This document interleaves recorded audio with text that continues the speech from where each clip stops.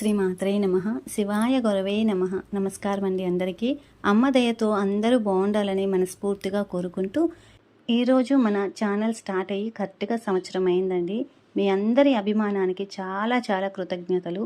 ఎప్పుడూ మన ఛానల్ని ఇలాగే ఆదరిస్తారని చెప్పి మనస్ఫూర్తిగా కోరుకుంటూ, గత వీడియోలో మనము ఆందోళన గురించి ఒక నామము తెలుసుకున్నాం కదా.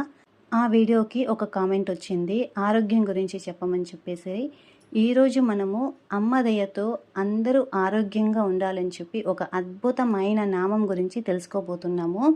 మానసిక ప్రశాంతతతో పాటు శారీరక ఆరోగ్యం ఎలా పొందాలని, ఇది ప్రతి ఒక్కరి జీవితానికి సంబంధించిన ప్రశ్నే కదా. మరి ఆరోగ్యమే మహాభాగ్యం అని కూడా అంటారు కదా. కాబట్టి ఈరోజు ఈ అద్భుతమైన నామం గురించి తెలుసుకుందాము. ఎన్ని మందులు వాడినా, ఎంతమంది డాక్టర్లను కలిసినా కొన్ని వ్యాధులు మనల్ని వదలవు. అప్పుడు మనం అడిగే ఒకే ఒక ప్రశ్న ఏంటి, ఇంకా ఏం చెయ్యాలి అనేసని. ఇక్కడే ఒక గొప్ప రహస్యం కూడా ఉంది.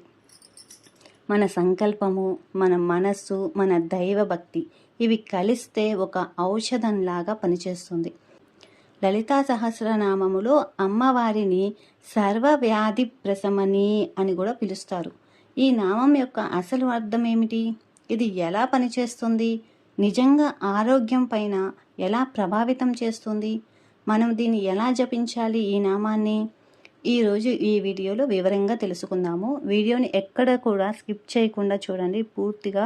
అప్పుడు మీకు కూడా అర్థమవుతుంది ఎలా చేయాలి, ఎలా భావన చేయాలి, జపించేటప్పుడు ఎలా మనసులో అనుకోవాలి, ఇవన్నీ కూడా. కాబట్టి ఎక్కడ స్కిప్ చేయకుండా పూర్తిగా చూడండి. కొత్తగా చూసేవాళ్ళు మన ఛానల్ని సబ్స్క్రైబ్ చేసుకోండి. మీకు నచ్చితే కనుక ఒక లైక్ చేయండి, ఇంకో నలుగురికి షేర్ చేయండి. ఆరోగ్యం గురించి కదా, వాళ్ళు కూడా తెలుసుకుంటారు. అమ్మ దయతో వాళ్ళు కూడా ఆరోగ్యంగా ఉంటారు. ముందుగా మనము నామ ఉచ్చారణ చూసుకుంటే సర్వ వ్యాధి ప్రశమని అనేసని వస్తుంది. అంటే ఇది 8 అక్షరాల నామము, ఎక్కడ కూడా ఆపకూడదు. సర్వ వ్యాధి ప్రశమని అనేసని వస్తుంది అనమాట. అదే మనము నామావళిలో చెప్పుకునేటప్పుడు ఓం కానీ శ్రీ కానీ ముందు చేర్చాలి. ఓం సర్వ వ్యాధి ప్రశమనై నమః అనేసని వస్తుంది. ఓం సర్వ వ్యాధి ప్రశమనై నమః అనేసని వస్తుందన్నమాట. ఇంకా పద విభజన చూసుకుంటే సర్వ వ్యాధి ప్రశమని అనేసని చెప్పేసి వస్తుంది. ఇక్కడ మనము నామావళిలో పలికేటప్పుడు లాస్ట్లో న్యై అనేసని ముఖ్యంగా శబ్దం చేస్తూ దీర్ఘంగా చెప్పాలన్నమాట. సర్వ వ్యాధి ప్రశమనై అనేసని చెప్పాలి. అదే మనము అక్షర శక్తి చూసుకుంటే కనుక వ్యా అన్నప్పుడు విస్తారణ శక్తి అనమాట. సా అన్నప్పుడు శాంతికి శక్తి, మా అన్నప్పుడు స్థిరత్వానికి శక్తి, న్యై అన్నప్పుడు అంతర్ముఖ చైతన్యం అవుతుందన్నమాట. ఈ నామం మొత్తము ఒక శాంతి తరంగంలాగా ఉంటుంది. అదే మనము లోతైన అర్థం తెలుసుకుంటే కనుక సర్వ అంటే అన్నీ అని, వ్యాధి అంటే రోగాలు అని, ప్రశమని అంటే శాంతింప చేసేది అని, అన్ని రోగాలను శాంతింప చేసే దేవి అనేసి అని చెప్పి. ఇక్కడ ఒక గొప్ప సత్యం కూడా ఉంది. అమ్మవారు కేవలము జ్వరాన్ని కానీ, తలనొప్పిని కానీ, లేదంటే శారీరక సమస్యలు మాత్రమే కాదు, మనలో ఉన్న భయము, ఆందోళన, కోపము, బాధ ఇవన్నీ కూడా వ్యాధులే కదా. అందుకే ఆమెను వైద్య నారాయణి అని కూడా అంటారనమాట. ఇక్కడ ప్రశమనికి రోగాంతకరికి ఉన్న తేడా ఒకటి తెలుసుకుందాము. రోగాంతకరి అంటే రోగాన్ని ఒక్కసారిగా తొలగిస్తుంది అని, ప్రశమని అంటే నెమ్మదిగా మూలంతో సహా శాంతింపచేస్తుంది అని, అంటే డీప్ హీలింగ్ చేస్తుంది అనేసి అని చెప్పి. అమ్మవారు ఇక్కడ ఏం చెప్తున్నారు, సర్వ వ్యాధి ప్రశమని అనేసి అని చెప్పి. మన శరీరము ఒక యంత్రం కాదు, ఇది ఒక శక్తి వ్యవస్థ. మనలో ప్రాణశక్తి ప్రవహిస్తూ ఉంటుంది. ఈ ప్రాణశక్తికి ఏదైనా అడ్డంకి పడితేనే వ్యాధులు వస్తాయి అన్నమాట. మనము సర్వవ్యాధి ప్రశమనై అని జపించినప్పుడు ఒక శబ్ద తరంగము ఉత్పత్తి అవుతుంది. అది మెదడుపై ప్రభావం చూపుతుంది, నాడీ వ్యవస్థను శాంతింపచేస్తుంది. మన శరీరంలోని ప్రతి కణము వైబ్రేషన్కి స్పందిస్తుంది. మంచి నాదం చేస్తే మంచి స్పందన కలుగుతుంది. అదే మనము చెడు భావన చేశామనుకోండి, చెడు స్పందన వస్తుంది. జపం ద్వారా కణాల రిపేర్ వేగంగా పెరుగుతుంది, ఇమ్యూనిటీ అనేది బలపడుతుంది. ఇది మందులకు ప్రత్యామ్నాయం కాదు, ఇది మందులకు శక్తివంతంగా సహాయపడుతుందన్నమాట.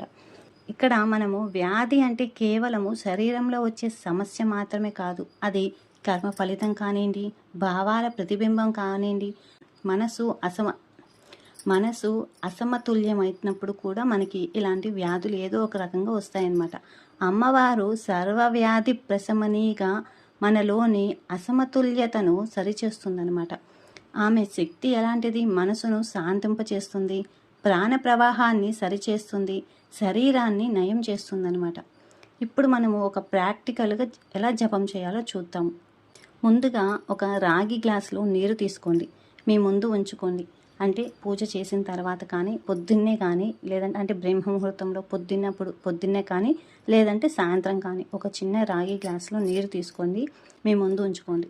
కళ్ళు మూసుకొని అమ్మవారి రూపాన్ని ధ్యానం చేయండి. అంటే అమ్మని ఒకసారి మనసులో తలుచుకుంటూ మీరు కళ్ళు మూసుకున్న తర్వాత అమ్మని ఒకసారి ఊహించుకోండి. అమ్మని తర్వాత 108 సార్లు జపించండి. ఓం కానీ శ్రీ కానీ చేర్చి సర్వవ్యాధి ప్రశమనై నమః అనేసని తప్పులు లేకుండా స్పష్టంగా పలకడానికి చూడండి. ఓం సర్వవ్యాధి ప్రశమనై నమః అనేసని, ఓం సర్వవ్యాధి ప్రశమనై నమః అనేసని చెప్పి మీరు ఆ నీటిని చూస్తూ కానీ ఆ నీటిపైన చేయి పెట్టి, కుడి చేత్తో చేయి పెట్టి ఈ నామాన్ని 108 సార్లు పలికినప్పుడు ఆ నీటిలోకి ఆ శక్తి, ఆ నామం యొక్క శక్తి వెళుతున్నట్టుగా భావించండి. అలా చేసిన మొత్తము 108 సార్లు చేసిన తర్వాత ఆ నీటిని తీర్థంలాగా తీసుకోండి. ఇంట్లో అందరూ కూడా తీసుకోండి. శరీరంలో శక్తి వ్యాపిస్తోంది అనేసని ఒక భావన చేసుకోండి. ఇది ఎప్పుడు చేసుకోవచ్చు అంటే బ్రాహ్మీ ముహూర్తంలో కానీ, సాయంత్రం కానీ మీరు పూజ చేసిన తర్వాత చేసుకోండి. ఈ నామం జపం చేసిన తర్వాత బాగా నిద్ర పడుతుంది, టెన్షన్ తగ్గుతుంది, ఆరోగ్యం కూడా మెరుగుపడుతుంది. ఎందుకంటే శాంతి, ఆరోగ్యం రెండూ ఉంటాయి అన్నమాట. లాస్ట్గా ఒక మాట, విశ్వాసమే అన్నిటికీ మూలం. అమ్మవారు నన్ను బాగు చేస్తున్నారు, అమ్మవారు ఉన్నారు, అమ్మవారు అన్ని చూసుకుంటున్నారు అనే నమ్మకంతో జపించండి. ఈ నామాన్ని మీ కుటుంబ సభ్యులకు కూడా నేర్పించండి. ముఖ్యంగా అనారోగ్యంతో ఉన్నవారికి కానీ, టెన్షన్లు ఉన్నవారికి కానీ ఈ నామాన్ని షేర్ చేయండి. మీకు ఈ వీడియో నచ్చితే కనుక లైక్ చేయండి, షేర్ చేయండి. మరిన్ని ఇలాంటి ఆధ్యాత్మిక నామాల కోసము మన ఛానల్ని సబ్స్క్రైబ్ చేసుకోండి. శ్రీమాత్రే నమః, శివాయ గురవే నమః. సర్వం శ్రీ లలితార్పణమస్తు.